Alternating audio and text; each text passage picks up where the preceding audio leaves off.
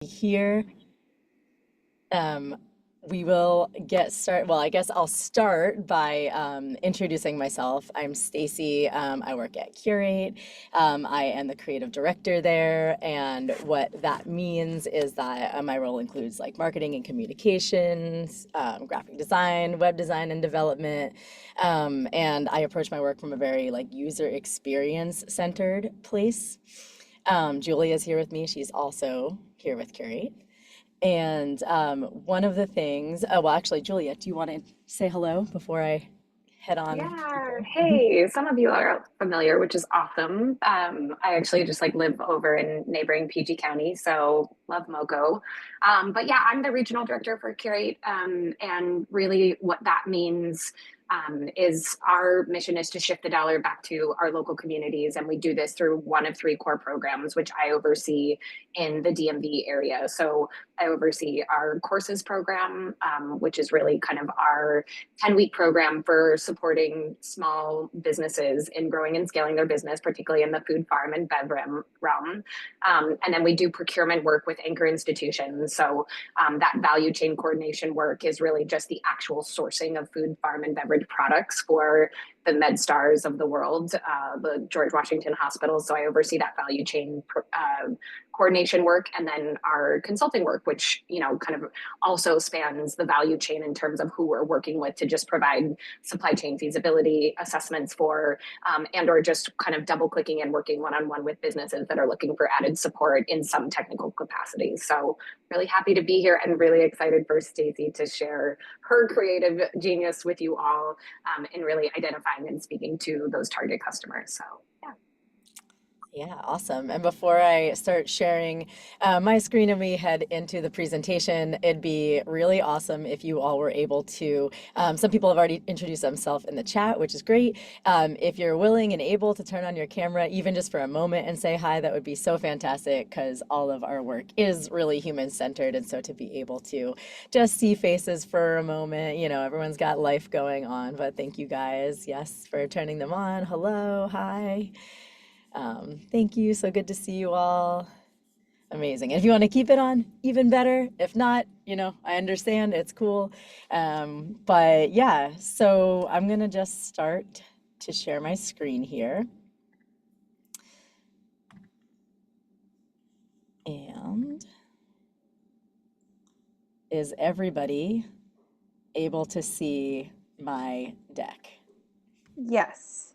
Okay, fantastic. Yeah, as was mentioned, if you have any questions as we're going along, just drop them in the chat. Julia will see them if I don't.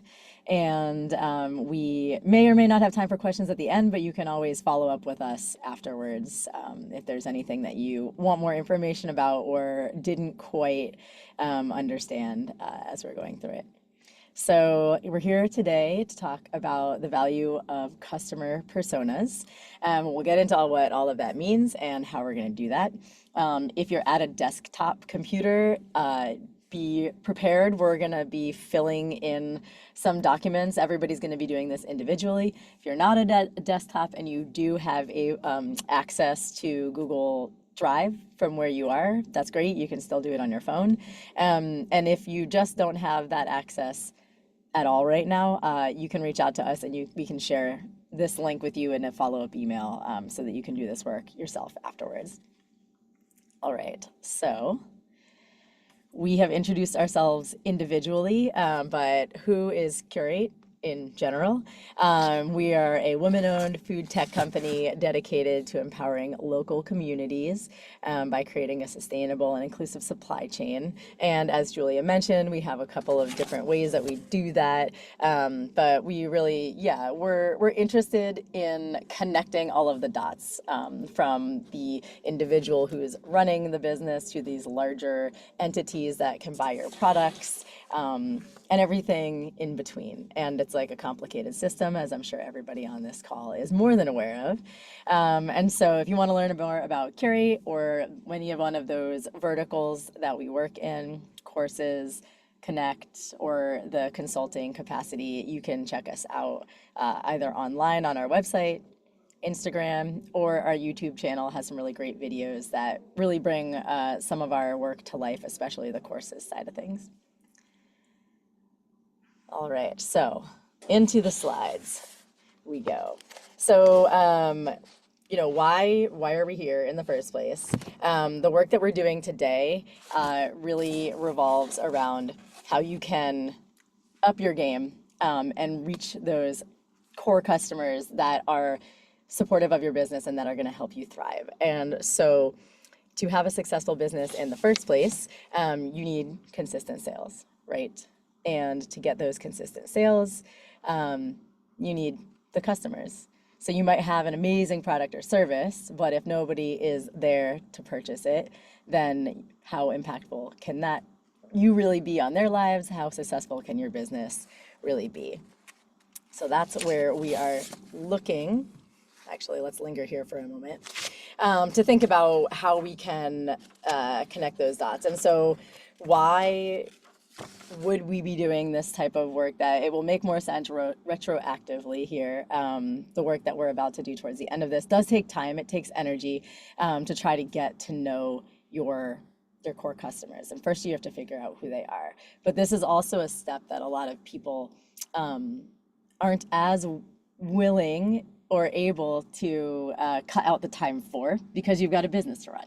You've got products to make, services to figure out and get out there. But you put a lot of effort into those things, and then to market them, you want to make sure that the efforts that you're putting in there are fruitful so that you can not be sort of burning yourself out and speaking to the right people. So why would we spend that time and energy on getting to know your customers? We've already covered that you need your customers to succeed, to help run your business. And the who and why, like understanding that who and why of your customers' behavior is incredibly valuable.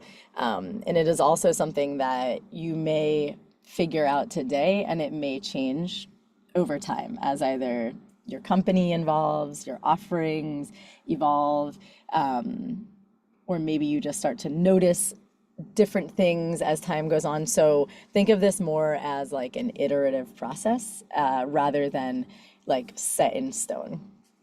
It's also important to know that making assumptions will get you into trouble. You might, like very top level, make an observation based on a little bit of information that you have, and then put all of your effort into all of your eggs in one basket and your efforts into one place based on what you just assumed that your customers wanted. However, it's really important to look deeper, because again, those could be wasted efforts, or this could be a place where you're actually talking to the wrong person. So once we have, sorry, I have a million things on my screen that I'm trying to move out of the way as well here.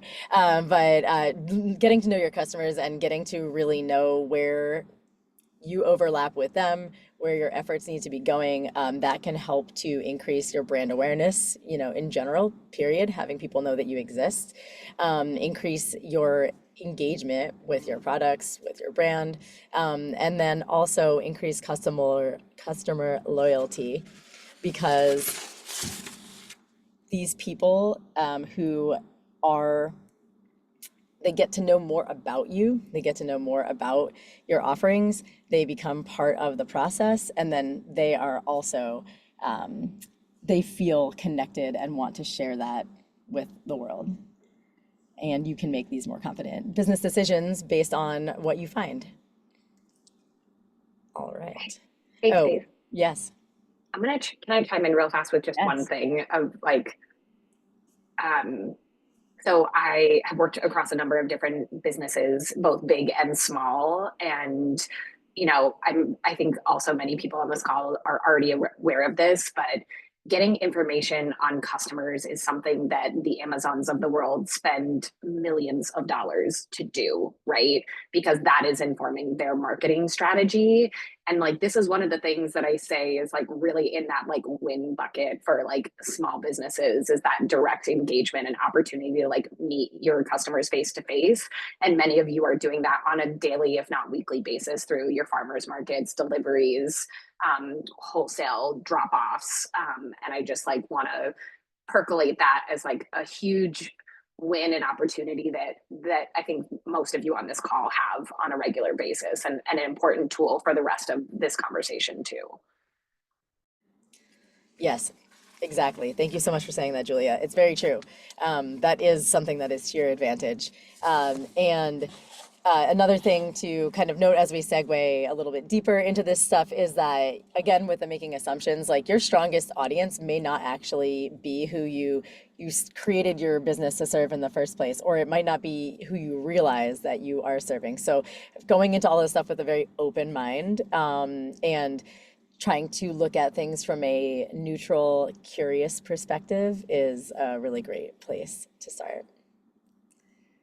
All right, so additional support for learning as much as possible about your customers and about their day-to-day happenings, their lifestyle choices, is that 80% of buying decisions come down to selling the right thing to the right person at the right time. So recent studies have found that 40% of somebody's buying decision comes down to audience fit, and they're asking themselves questions like, am I the person that this product or service was created for? 40% of it is tied to offer interest, and that's asking themselves questions like, will this product or service help me? Is this the right time for this product or service in my life?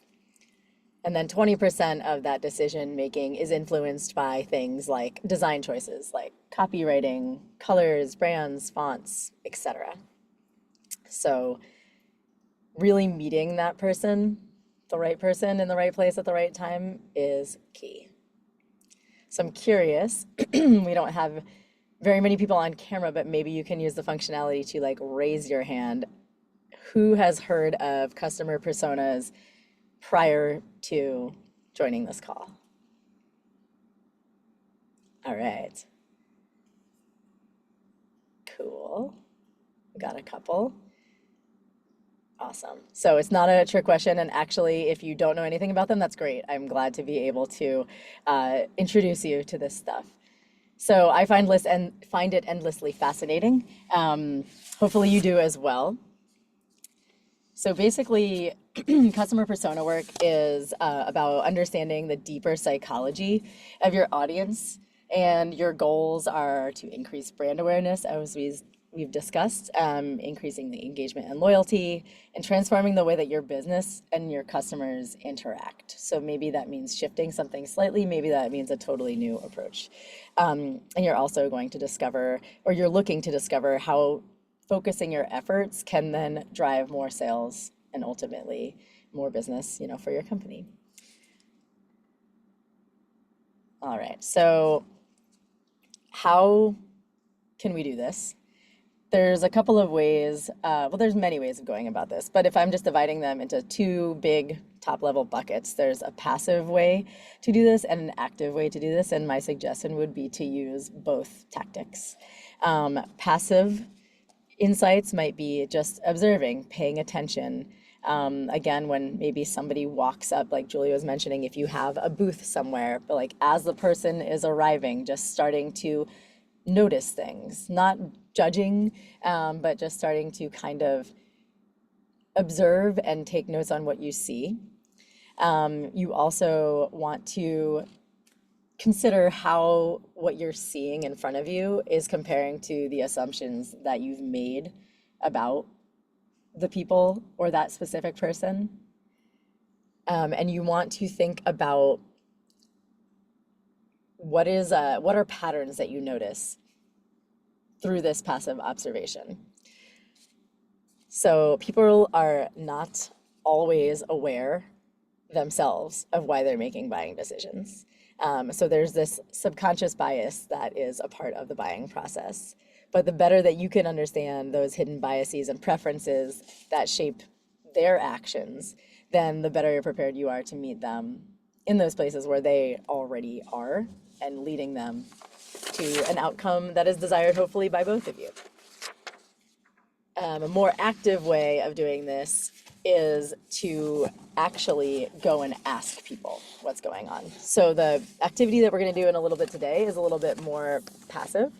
But then it would be great if afterwards you went and you followed up with somebody and you actually, the person that you've identified as your target customer, you ask them open-ended questions about their experience. You ask them how they like to communicate with you or how they like to learn about products like yours. You might ask them personal questions to get information about when the right time of day is to communicate with them or have your products or services like arrive across their their day, their path. So again, taking notes, noting patterns, and then comparing these to what you've learned from your passive observations. You'll be surprised what comes up. And this is again where some of these observations of patterns might be surprising. So any questions before we move forward?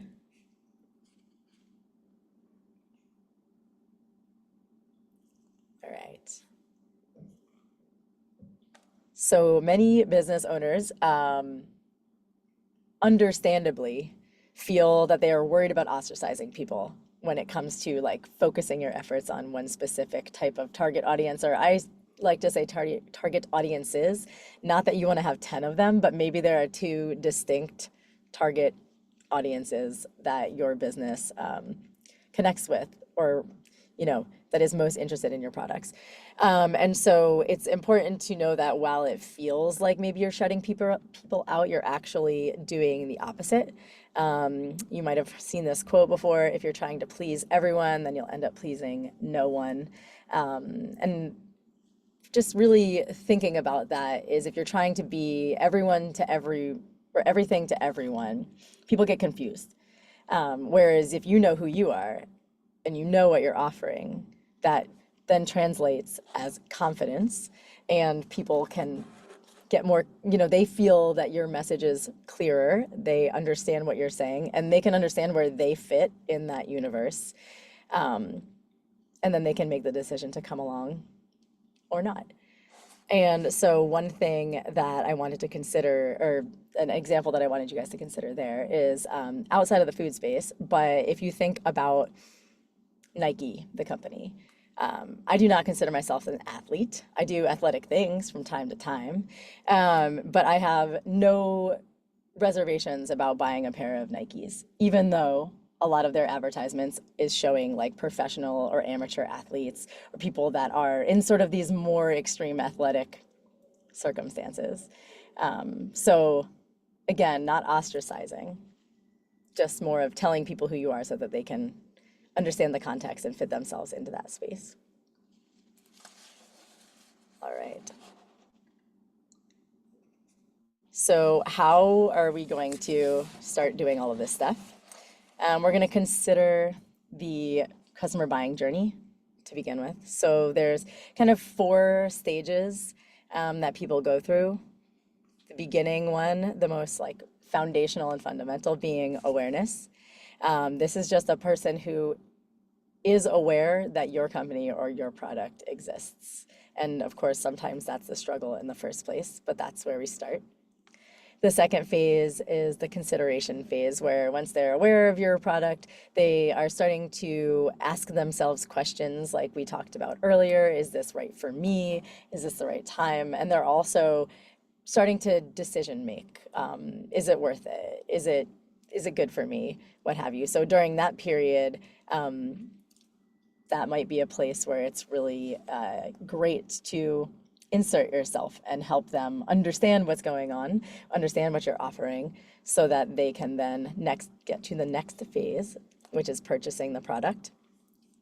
And once that's happened, hopefully that person is so happy and satisfied and interested in either buying the same product again or more of your products, and that's when they enter this repurchase phase and they become a loyal customer. And you guys may also have heard some stats about it being more cost effective to retain customers than it is to go out and find new ones. And, there's different statistics around that, but some people say it can cost 5 to 7 more times as much to acquire a new customer than it can to retain an older one. Another thing that is worth noting that once people get to that purchase and repurchase phase, they have the ability to become an advocate for you and potentially also another source of free marketing. They can, if they are happy, they will tell their friends about it. They might tell their networks digitally or physically. And they become somebody that you can, once they are in a space where you feel like, okay, this is somebody that I feel like they trust me, I trust them, they're invested, I'm invested. You can go to them and ask them questions like, oh, I'm trying a new flavor. What did you think? And they're more likely to give you honest feedback because they are personally invested. They've been along with you for this ride. They also might be the same person that you say, hey, I've been sending monthly emails out. I send them out on Mondays. Is that a good time for you? Do you read them? Do you find them interesting? What else would you like to know from me? So really, shifting from that passive observation to the active engagement in this, especially in the phase of these loyal customers of yours, can be super valuable. And also, side note, every person is an individual and they're going to have their own individual preferences. So it's important to, again, gather information, but don't be so reactive. Just because one person feels one way doesn't mean that everybody feels that way. So that's where you're looking for patterns to see if the whole collective group says, we hate Monday emails, then great. Probably should send that email on a different day. But if one person says, I don't like the Monday email, and 9 people say that's my favorite time, the one person, thank you for your input, great. But obviously the decision goes with the group there. All right, so now we are, within this journey, we're thinking about who is this person? Why would they be more likely to buy my product than someone else's? And also, where can I find them? So that brings us to your audience. And finding out this, mystical question of who is your audience. And your audience includes people who purchase, engage with, or could benefit from your offerings. So that's a pretty wide net, but we're gonna divide that from everybody who could possibly ever benefit from your products to target customers. And your target customers are more likely to purchase your product or service. They're more likely to tell other people about your products or service, and they're more likely to share honest feedback, as we just went over. So from this now, we've got the large audience, we've got your target customers, and then within there, we're gonna bring it down a little bit further to these 3 different types of target customers. So we have your super supporter, who is, and these are terms that we'll use, you can use them elsewhere as well, but we're using them for the purpose of this presentation right now. So a super supporter is somebody who purchases your products or services regularly. They love you, they tell people about you. You can spot one when you see one. Your casual customer is more like somebody who's made a purchase once or twice, but it's not really consistent, and you haven't really gotten them fully figured out yet. Your potential customer is either somebody that has shown interest but hasn't made that step to make the purchase yet, or they have not heard of your product or offerings at all. So in thinking about these 3 different buckets, this is where we're going to start the part of the presentation where you guys get to jump in and fill these things out for yourself. So what we're going to do is we're going to share a link to a document. And Julia, do you mind dropping that in the chat? Awesome. All right, so we're going to share this document with you. And what you're going to do is you're going to make a copy of this document so that you can have it for yourself. And if anybody has, I'm sorry, I'm trying to stretch the screen a little bit here. Here we go. Yeah, I was just about to say, do you want to share your screen and just show that process for anybody who's not familiar? Yes. All right. So are you able to see that? Probably not. Let me do this. I can also screen share if that's easier. It wasn't letting me switch between things like I thought it would, but that's all right. All right. So here we go.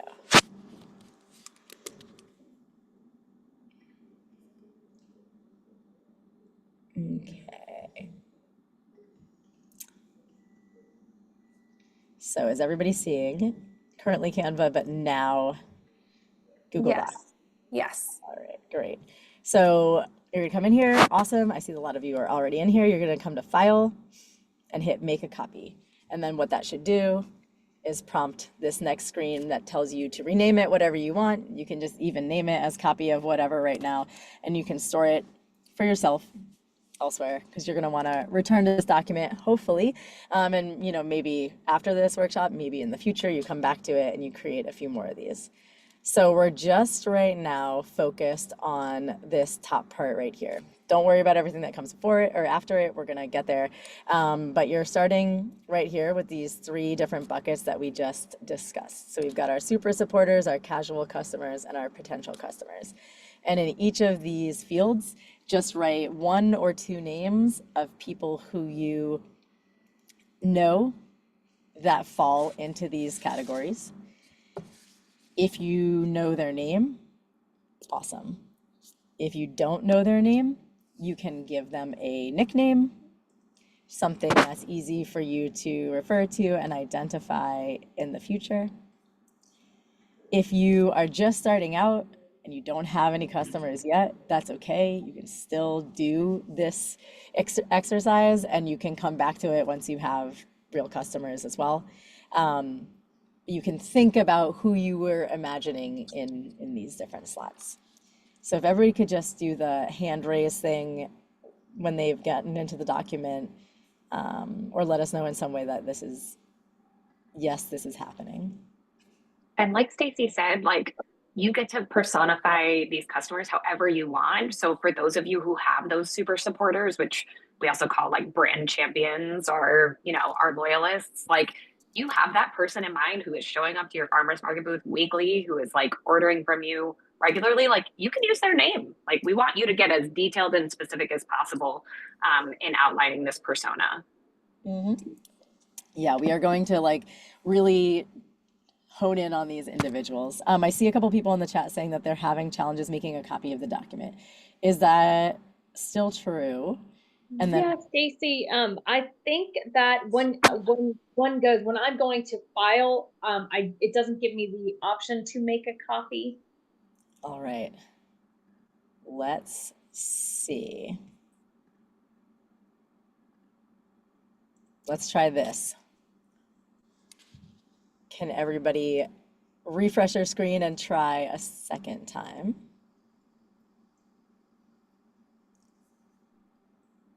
Got it.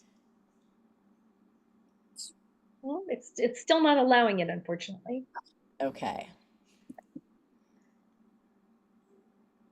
One more time. The thing I was trying to avoid by setting those permissions was having people overwrite this document. So let's see if we can get that to happen. That did work. That worked, yeah. Okay, fantastic. Thank you so much. Yeah, no, sorry for the technical troubleshooting.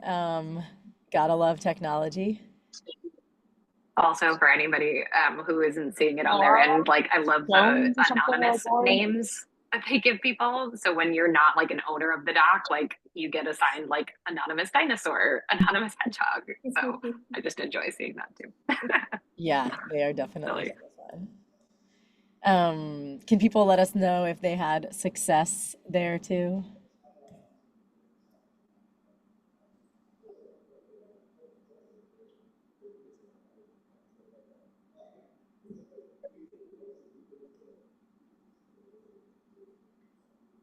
Hey, I'm seeing some thumbs up. Okay, great. I'm missing those, so I'm glad that you are seeing them. Awesome. All right, yeah, and we'll give it another minute or two just to make sure that everybody's in here because this will be the document that we are in for a little while from here on out. But if everybody can get their super supporters, their casual customers, and their potential customers in there, then that will be fantastic. Oh yeah, and whoever this is, whoever just wrote Judith in the document, let's just make sure that we make a copy of this one so that you can fill it out separately. Cool. Although we love the Judiths of the world. Yeah, yes. Super I was supporters. just about to say the Great. same. I love that name. It hasn't quite come back yet, has it? Great. And I'm seeing Yusuf with a thumbs up, so that's great. Yes, perfect. And I apologize, I keep like swigging this seltzer over here. I have had just the winter, nasal congestion, dry throat situation going on over here. So every once in a while, I'm like, the options are swig of seltzer or I'm going to start coughing, and I'm trying to keep the second one at bay. All You're in right, good so, company. It's been a bad flu season. oh my gosh. All right, so I think I'm gonna get going forwards unless anybody has any opposition. Let us know now. Are folks just filling out super supporter right now, or do you want them filling out All all three of of them? us. Yeah. Oh, okay. Do Super folks need a supportive. couple more minutes? There is no rush. And feel free to throw responses in the chat too if you don't want to come off mute. Yeah. Emojis, chat, facial Can you expression. please turn off this webinar? Or have you done it too? Yeah. I'm sorry, say that again.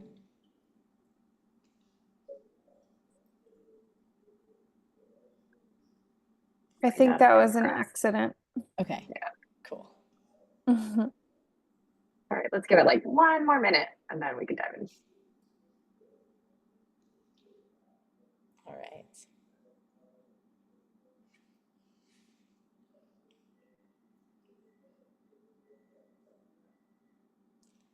All right, so as we're getting that wrapped up, I'm gonna just start to scroll my screen down. The first thing that we're going to do is we're gonna start with one of your super supporters, and we are gonna do this first one all together as a group. As in, I'm gonna walk you through it a little bit more, and then we're gonna do this 2 more times for your casual customers and your potential customers. Hopefully we can get that all in. And those ones I'm gonna talk you through less and more just like keep time and keep us moving along.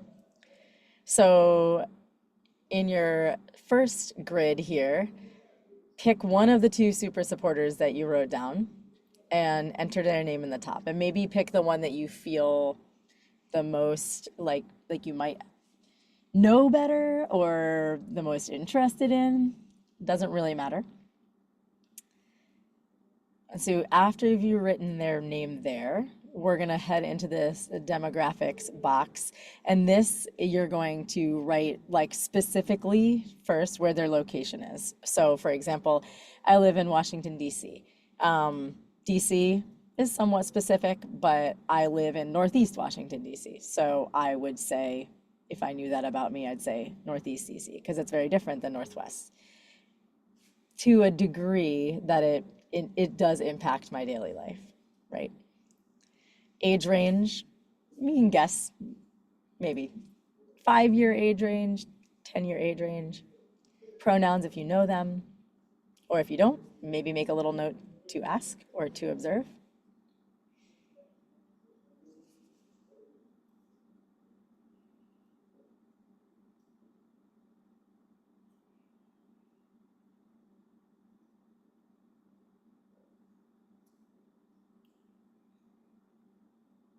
All right, the next box we're gonna move on to is these work-life obligations. And so I have these check boxes here, but it'd be great if you had a little bit of a further explanation for these things as well. So, does your super supporter have a job? And if they do, what is that job? And why would that matter? Different jobs have different hours. Different jobs have different requirements in terms of did you walk into a building and have to like forfeit your cell phone and any technological devices? Or are you at a desk job where you could like, get on the internet and buy something at lunch?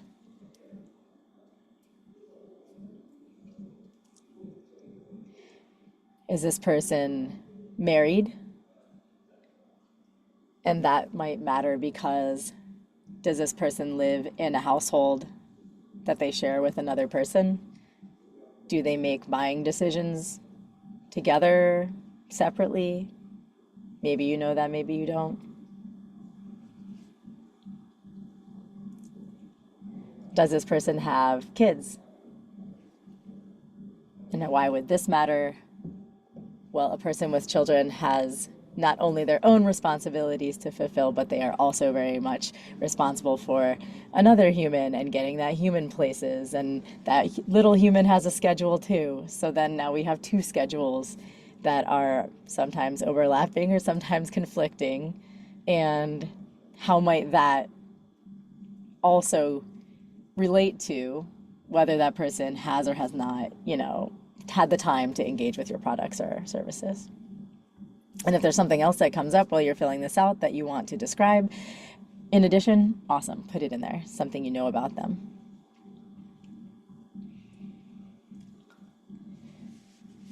And then moving on, and you can stop me if I'm moving too fast, tell me to hurry up if I'm moving too slow, open to feedback. The next place we're going is to personality traits about this person. And that might be like, oh, they are an extroverted person or an introverted person, but it also might be like, oh, I notice that they really like to read, or they're extremely active. They are the person in those Nike ads that I talked about.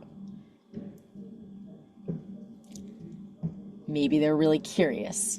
Maybe they're a very strong advocate for specific things. The personality traits is a very loose term here. But it's also, yeah, are they shy? Oh, I forgot, as I'm moving down here, I'm seeing in demographics, ethnicity and race, whatever you know about a person is better than making an assumption there. However, it's definitely worth considering in the grand context, grand scheme of everything else, but this is not the demographics is not the only thing that we want to consider, when we're thinking big picture here. All right, we're moving now to the section about what do they purchase from you. So this person who is your super supporter, what specifically have they purchased?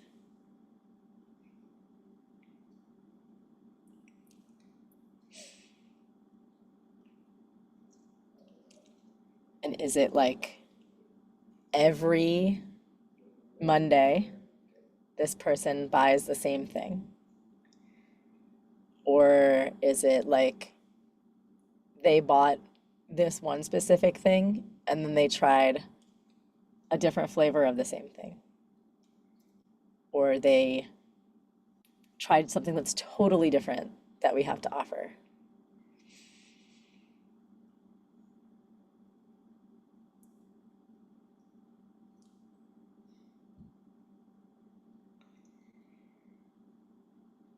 And then once you have that listed out, why do you think that they purchase this type of product or service from you? And this is in the next box to the right. Some prompts I have here are what problems are they trying to solve? Or what do they care about? But it could be something as simple as, I sell carrots and this person wants to prepare healthy meals. And so they purchase these carrots from me. It doesn't have to be super meta, or maybe it is.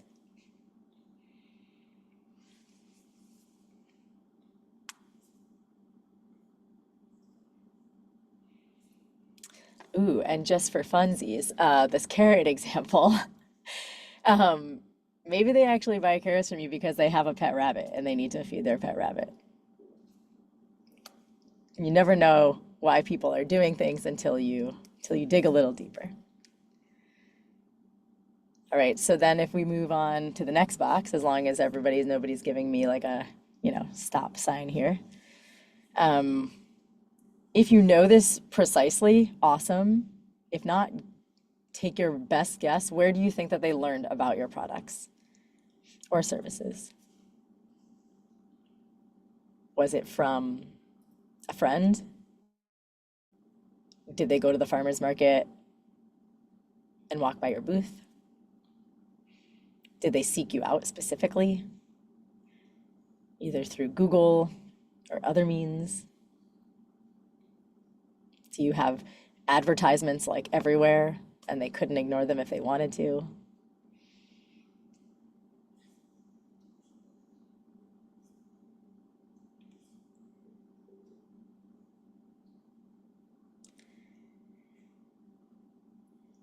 And then we're going to think about their buying preferences. So the where of learning is one thing, the where and the why of buying preferences are another. And so this is kind of like, what have you observed? Like, have you physically taken orders from them on your website? And then did they choose delivery or pickup if you have two options? Do they sometimes come in online and sometimes come in person? Are they somebody that goes out of their way to purchase your products no matter the means necessary? Or are they somebody that's more like, oh, I like it this way because that's comfortable or easy for me or works with my schedule?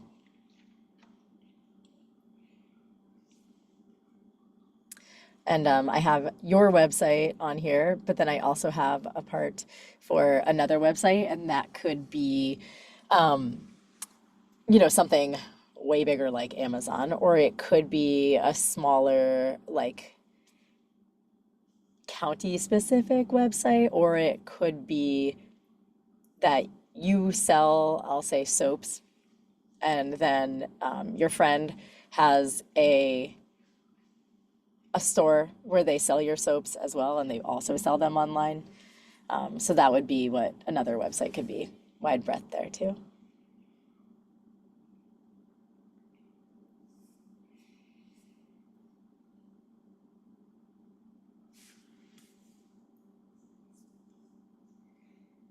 And then whenever that is complete, we can move on to these engagement touch points.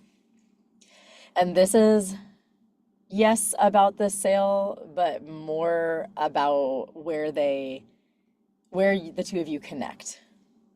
And this is not like I have definitely seen in the past people just kind of guessing here. And I would say in this case, don't guess. Like, do you know that this person has been on your website? And in terms of like e-commerce, did they purchase something from you there? Did they leave something in their cart and you got like a notification? Did they actually register for an event that you held? Have you seen them at the farmer's market? Do you know that they're subscribed to your email list? Are they a follower of yours on social media?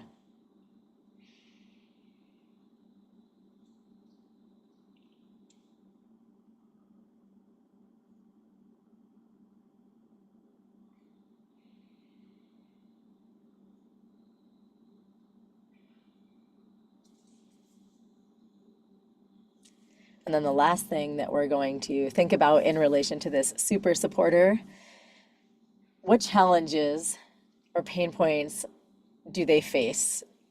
What might cause them to purchase like the same product that you have or something similar from a different place, from a different seller?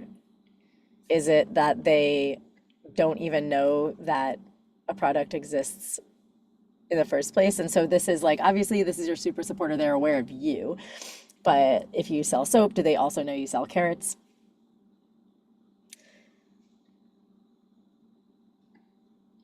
If the, do you know if a cost, or if there are costs or financial limitations there that might prevent them from purchasing through you versus like a bigger box store where everything is marked down, or maybe it's the limitations are on their own end.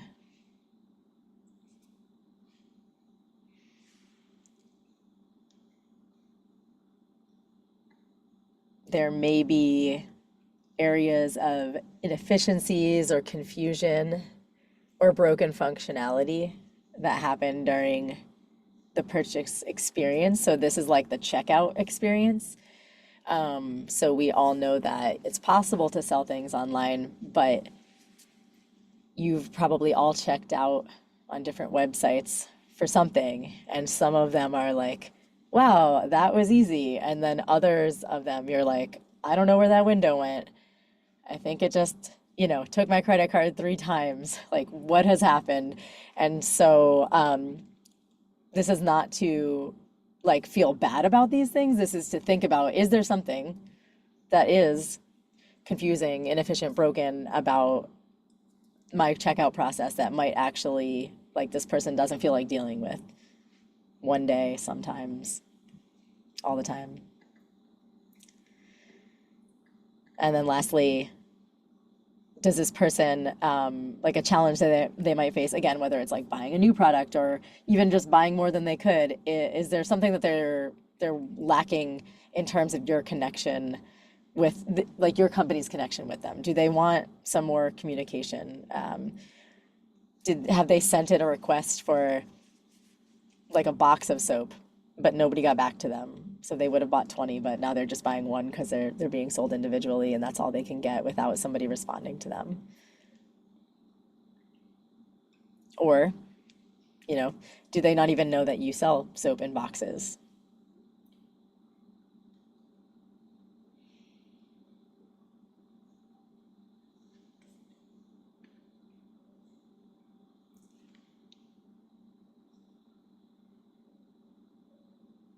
All right, so we're gonna pause here to take a breath. And also, I would just love to know from people, it's especially difficult when cameras are off. So that's why I'm kind of asking for more feedback. Like, where are we? Are we lost? Are we all together? Are we thinking? But I would just love if you guys could enter something into the chat, giving us some insight into how you're feeling after that first one.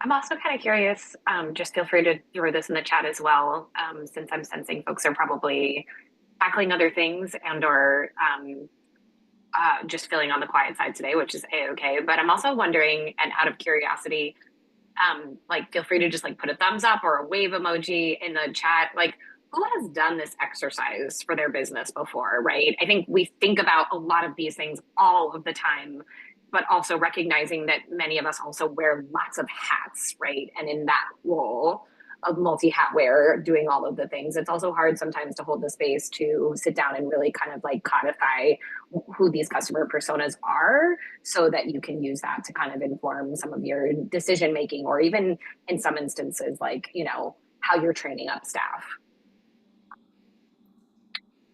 Well, I got a note from Jamie saying she's done this. Awesome. And yes, that it is good to redo this exercise, because things change, which is so true. If your business changes location, the nature of your services, right? Or even just the maturity of your business means that like your target customer may also evolve, right? This is not a static thing. Yeah, and kind of to what Julia is saying and kind of not, but this stuff makes your brain hurt a little bit and it makes you feel maybe like starting to question things that you're doing and not feeling like so certain, and like that is part of this experience. So if you're feeling that kind of way, know that A, that's normal, and B, like this is the steps to working through it.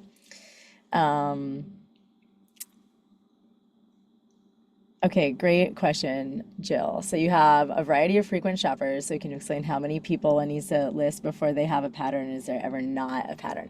I would say that there's, well, I can't say that there's never not a pattern, right? But also if there's not, that's a lot of insight right there.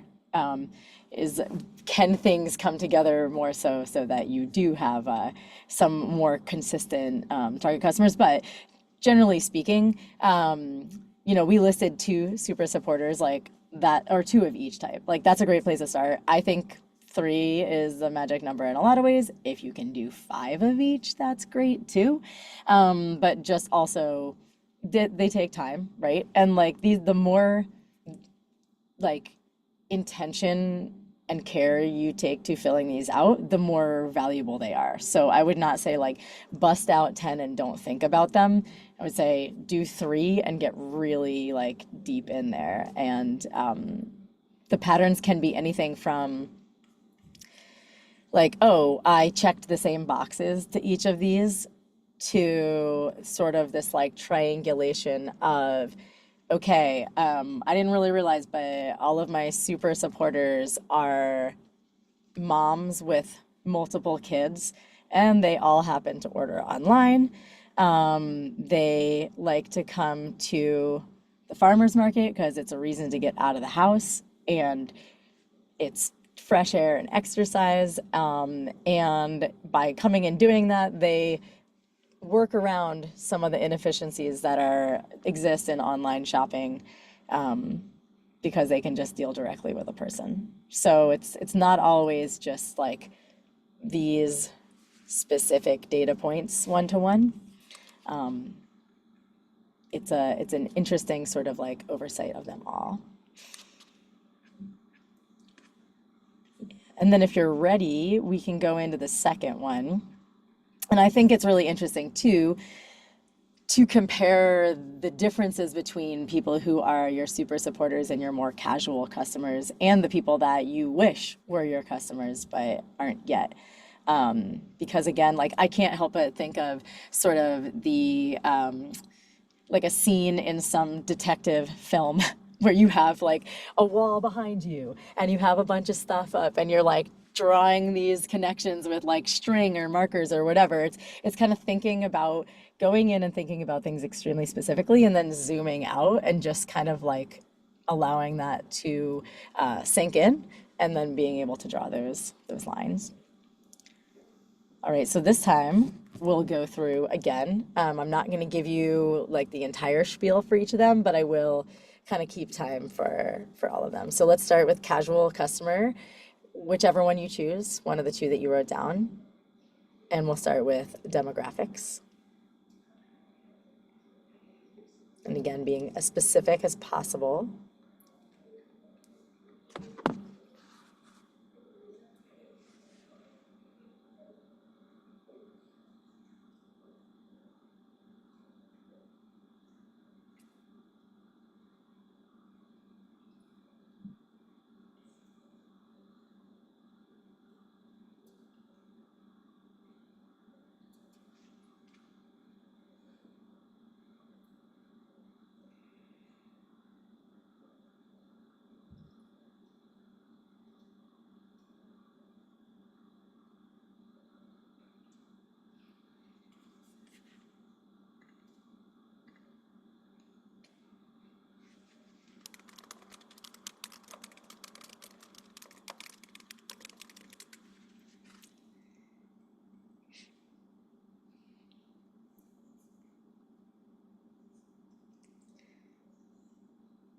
All right, whenever you're ready, we can move on to the work-life obligations if you haven't already. I'm giving us around a minute or so for each of these boxes.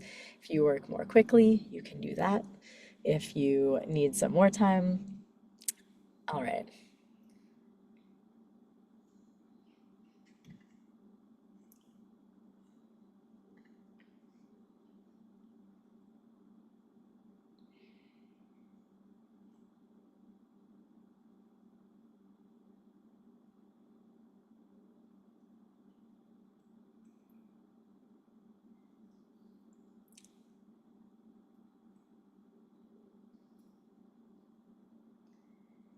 So Julia said that she thinks we can pick up the pace. So we're going 45 seconds on this box and we're moving on to the next one now, which are what are some personality traits of this person?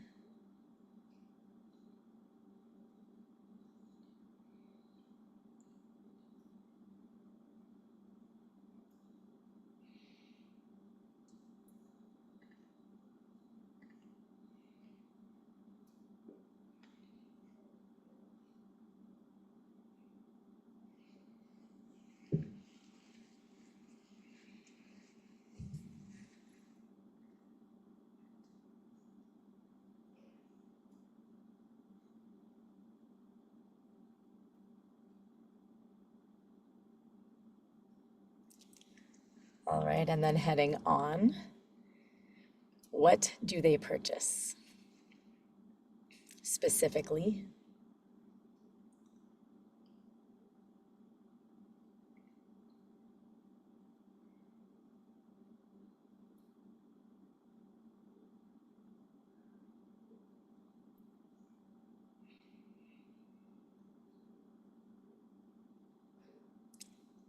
And then also, why do they purchase that product or service from you?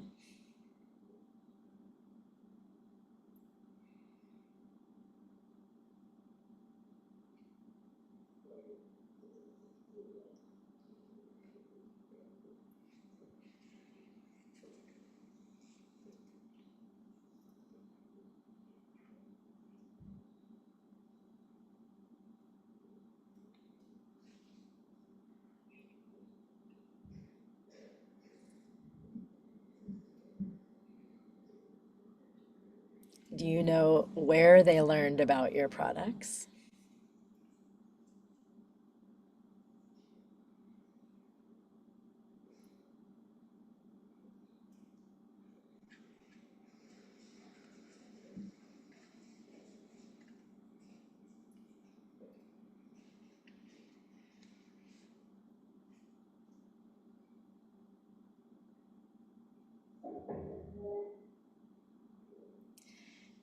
And do you know what their buying preferences are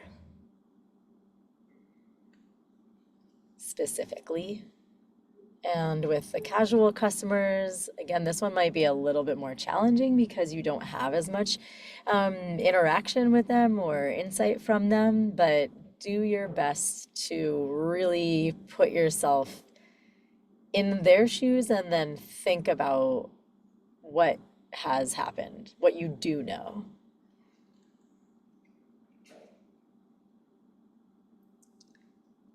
And that also leads us to engagement touch points. Again, not guessing so much on this one. Has this person purchased from you online? Have they subscribed to your newsletter? Do they follow you on social media? Or better yet, have they DM'd you?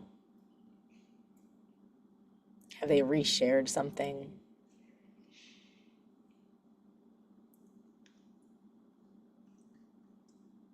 And then for this one, it's even, I would say, more important to focus on the challenges because this person isn't, buying from you all the time. So where do you think either those roadblocks or blind spots are, both on their end and on your end?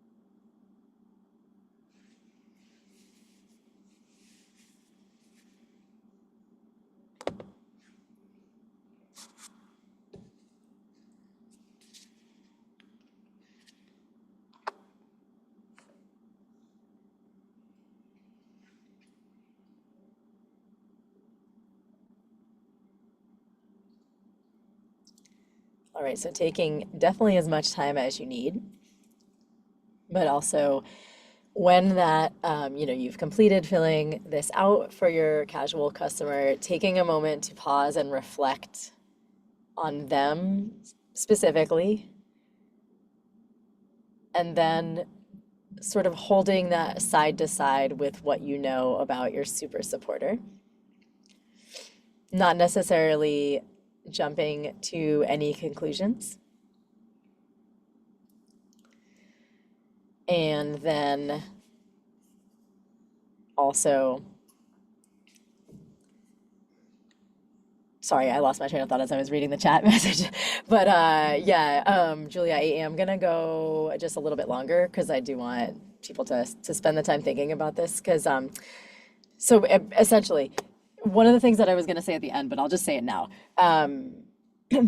It's really often hard for people to set aside the time to do this because it seems like there are so many other like pressing things, right? Which we've already kind of discussed. So taking this time now and really like sinking into it, give yourself this time to do this, and then of course come back to it. But since we're here, we've got 20 more minutes or so. Let's get into it and see what everything that you can pull out of it.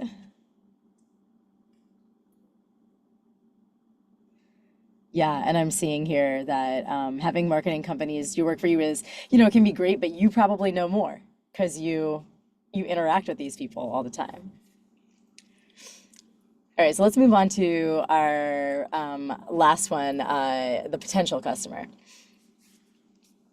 And so for this one, again, you're probably not going to know as many of these answers confidently. So even if that means that you don't know their name, you can give them a name, but instead of like being like the casual Katie, I'm trying to think of a word. Like you can be cute about it, but it would probably be even a little bit more helpful if you just think of like an actual person here. Like they might be a made up person, fictionalized person, but think of who they are and where they might live, who they represent. And, in filling this out, like, why are they a potential customer? How is this person different than the other people?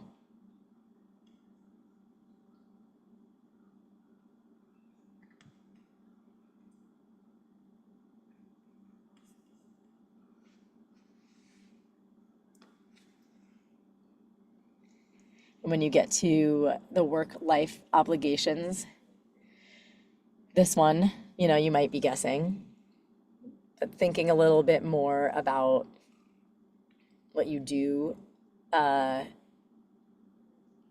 assume about this person and making that little note in your head that this is an assumption if you don't know this already.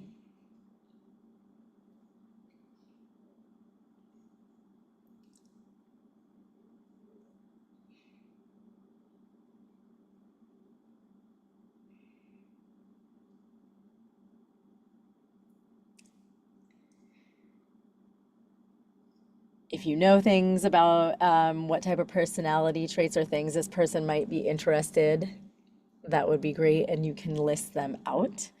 If there are like specific types of people that you would want to be doing more work with, maybe you list that out here too and make a little note that that's what that is.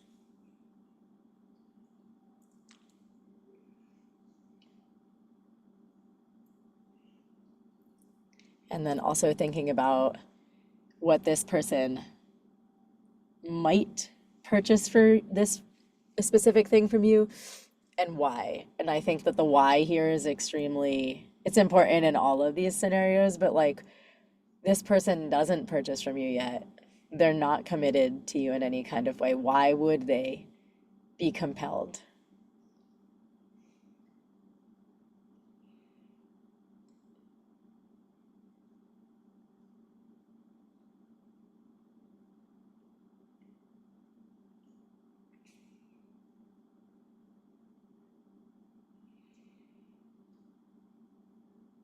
And knowing what you do or don't know about this person, where might they come into contact with your business in some capacity? Would they learn about your products through the internet? Would they see them visually somewhere in another place that they shop?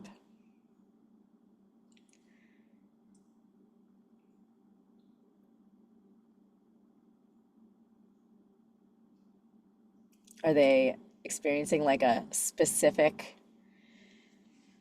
ailment or something that they're interested in, and they would search for you, like actively search for you, actively Google things, actively ask questions to their friends?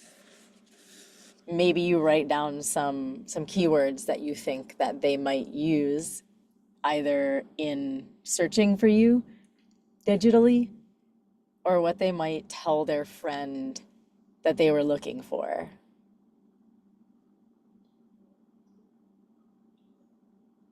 Or both.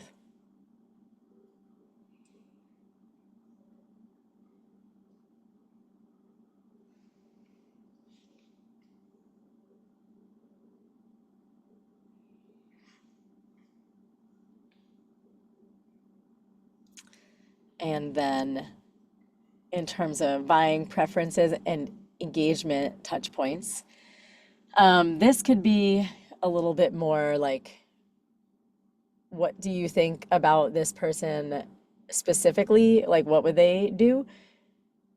And you can also note, like, what would you like, how would you like to be in touch with this person?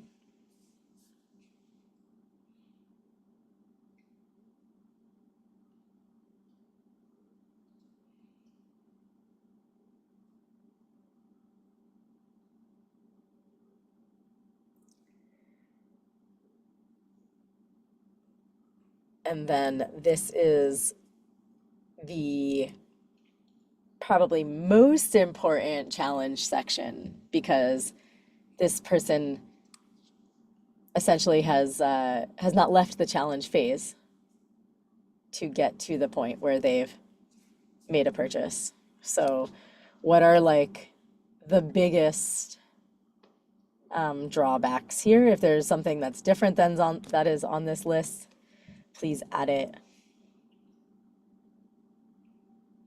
Have you heard them say something? Can you tell something by their actions? This might also be a place to say like, I've seen this person, I'll go back to like the farmer's market situation. Like, I've seen this person in the farmer's market every weekend.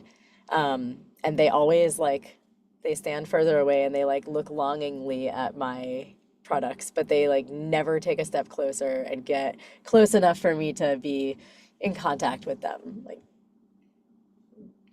is there something there?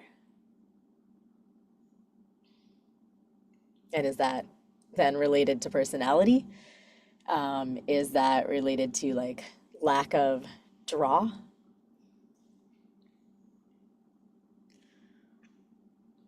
Interesting observation.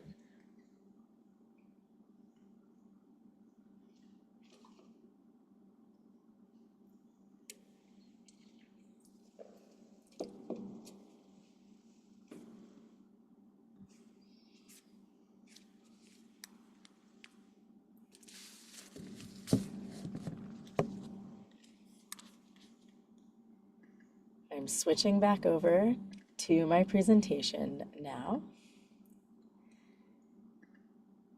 So we've just done this customer persona work. Maybe you're still filling it out. We've met our different audience members, the super supporter, the casual customer, the potential customer. And now we're at a moment of reflection, and we've paused for a couple moments of reflection, but also some people have been sharing some insights in the chat, which is amazing. Does anybody want to share additionally in the chat, or does anybody want to unmute and share something that they have found, or that they've noticed, or that they're curious if anybody else has noticed? These are some sort of lead questions, but you can have different observations as well.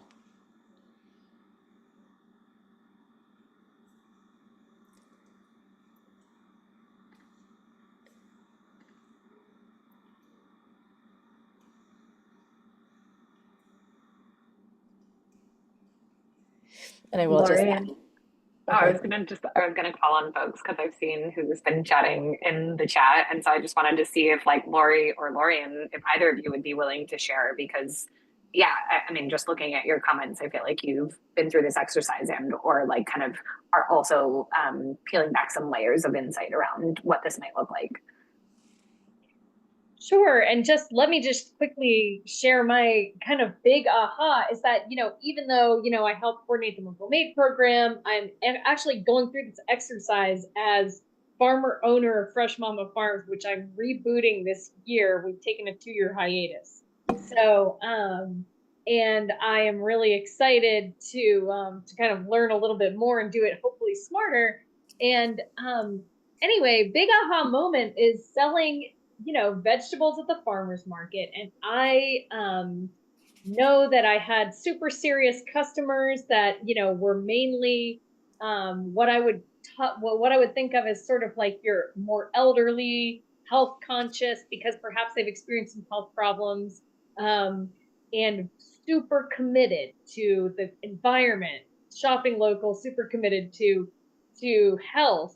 And they are the ones that are the most, reliable customers who just show up. They're there with a mission. They purchase. They don't ask questions. They don't talk to you.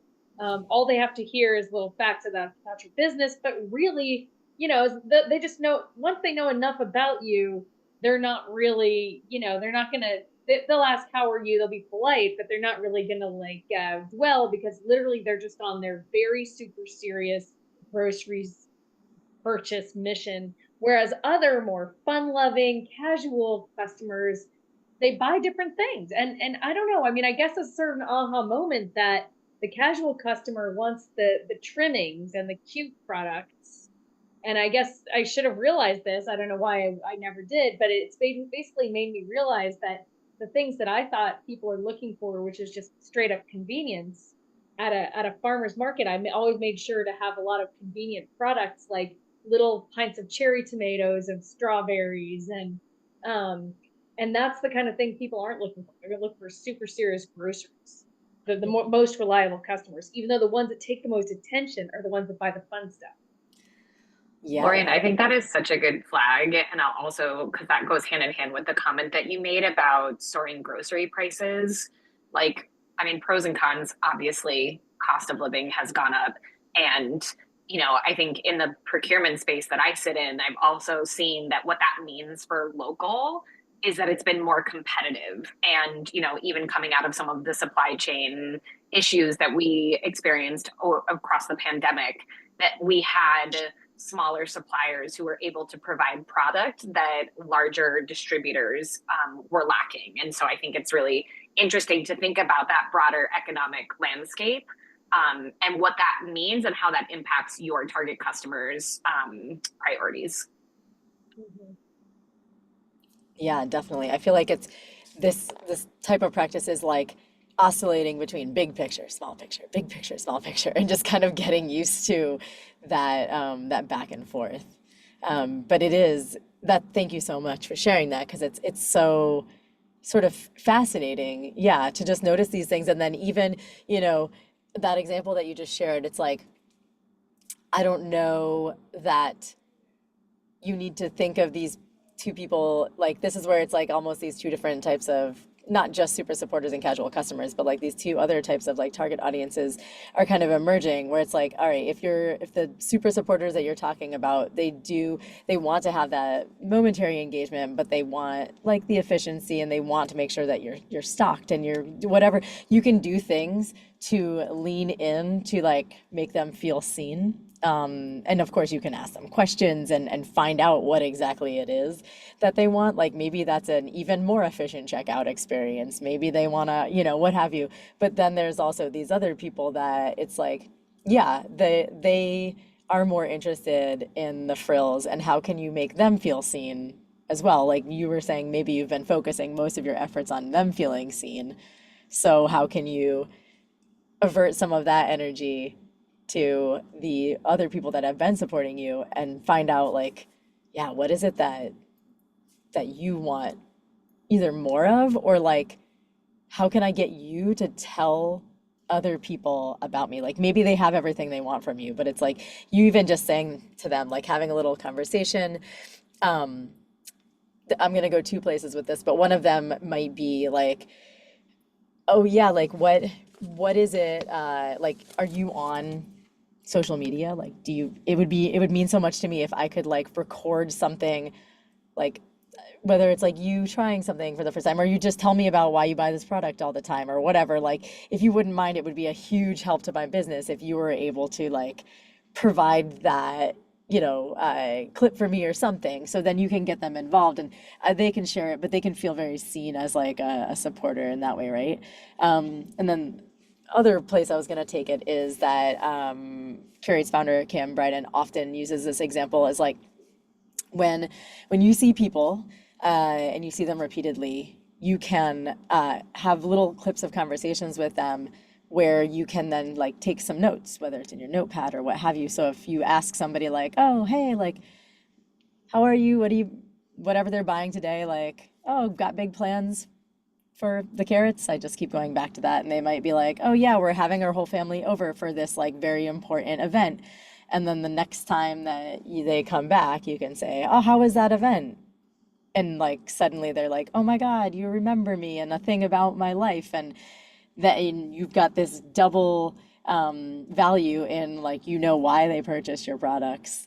And now this person feels even more a part of your community. They feel seen by you and they're more likely to want to like, tell somebody else about it. And then that way also you can say, oh, like just going with this example here, like, oh, wow, I've noticed that like a couple of people have told me that they're using my carrots for these like larger events. Maybe I think about in my email newsletter, I say, these carrots make great side dishes for these events, or you know what I mean? It's like you can kind of take information that you weren't learned from one place and pull it into another place to help inform. Cool. All right. Oh yeah, like I'm sorry, I'm just reading the chat now. But Lori, exactly. When somebody like you might not have assumed that she was buying your eggs to make a wedding cake, but wow, like what a beautiful, like stunning visual too in the end with like a human story behind it. Like that is gold right there. All right. Does anybody else have any insights they want to share? Questions?